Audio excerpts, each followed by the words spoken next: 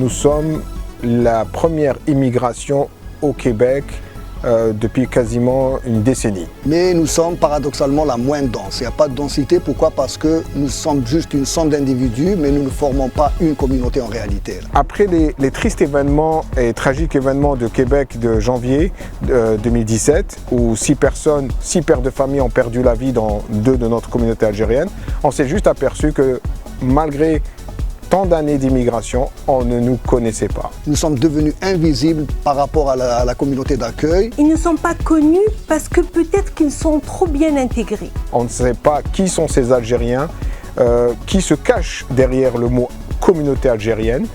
Et malheureusement, on a encore beaucoup de travail à faire et surtout d'ouverture vers l'autre. C'est toujours une histoire de perception et la perception des deux côtés, soit des locaux et des arrivants. La majorité des immigrants avaient déjà un poste en Algérie et parfois de très bons postes avec de très bons salaires. Donc ce n'est pas du tout une immigration économique. Je veux être perçu comme un Canadien que je suis, mais d'origine algérienne. Je ne veux pas qu'on me déracine, je ne veux pas être intégré par désintégration, mais je veux être intégré complètement dans la société canadienne. Cette association est née.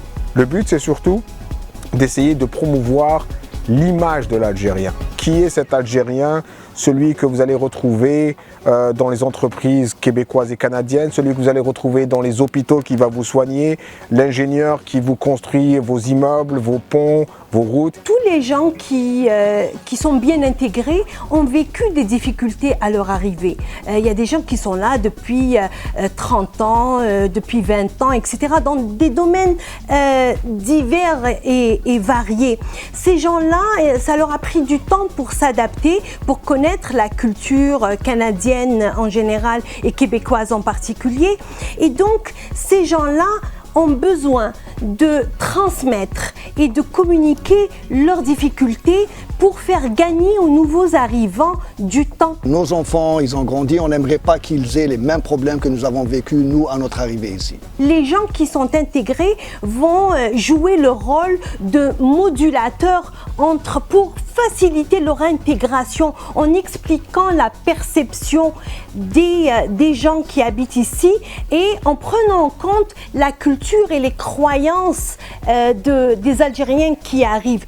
Moi, j'ai toujours dit que la vie au Québec, c'est pas une vie difficile, c'est juste une vie différente. Quand on comprend cette différence-là, on